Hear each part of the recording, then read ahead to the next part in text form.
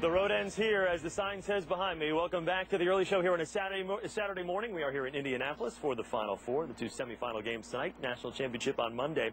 Welcome back once again. Like we mentioned earlier, two things that Hoosiers here probably never thought they'd hear. One is that Butler is in the Final Four, and two, Governor Mitch Daniels for president. Well, one has happened. The other is now gaining some momentum. Governor Daniels is a second-term governor. He's got a 70% approval rating. And now he's being talked about as a potential candidate in 2012. I had a chance to spend the day with the governor to talk about some of Indiana's treasures and also some of their challenges. At a crowded Conseco Fieldhouse last Saturday, Hoosier fans turned out for Indiana's 100th annual high school basketball championships. Among them, Governor Mitch Daniels. Somebody else may have hung up the first peach basket, but nobody really scored until the first one went up on a barn in Indiana. In addition to the state finals, which included an appearance by the governor's alma mater, North Central High School, he took in a round of NCAA basketball at Butler University hangout Mo and Johnny's, where fans and students witnessed the hometown team make a historic run to the Final Four. Governor, I don't want to put you on the spot here. You give Butler all the praise, and they richly deserve it. But looking at your brackets right here, and you had them losing to Syracuse. Now, wait a minute, I'm a pretty good homer. You know, I had Notre Dame winning twice, which I honestly thought they'd do. I'm probably one of the few who had Purdue getting as far as they did, but I was also trying to be what I thought was realistic. But I'm so glad to have been wrong about that. Between games, there was a stop at the State Science Fair. Neil, please come up and accept the call. Where Neil Condamori picked up $10,000 for his study on the homing capability of the honeybee. We're proud of you.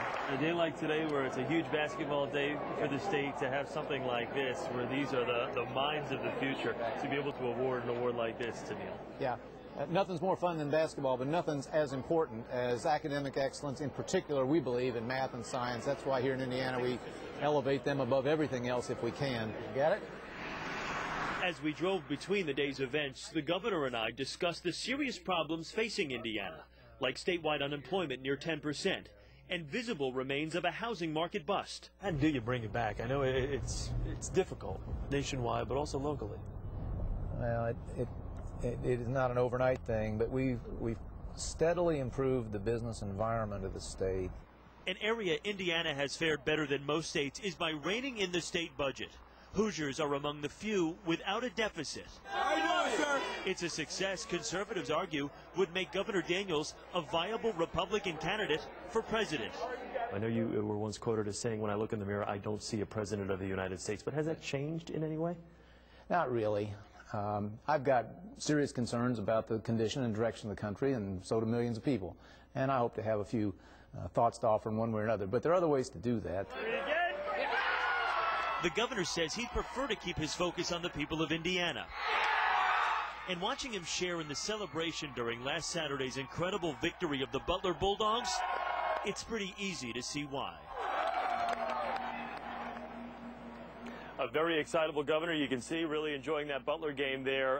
Wonderful to have the access that we did with the governor, but like he mentioned and like we mentioned in the piece there a few moments ago, still a number of challenges that do remain here in the state of Indiana. Unemployment right at the national average at about 10%. The housing industry still trying to come back. Automotive and RV manufacturing, which are the two big industries in Indiana, still not back to where they were pre-recession levels. But we will see what happens. But we do thank the governor for the access that he did grant us. Coming up, we will talk about the Final Four. Butler, like we keep mentioning, the Cinderella team right here. But what about Michigan State, Duke, and West Virginia? CBS Sports analysts Greg Anthony and Seth Davis will join us to talk it all over when we come back. You're watching The Early Show from Indianapolis here on CBS.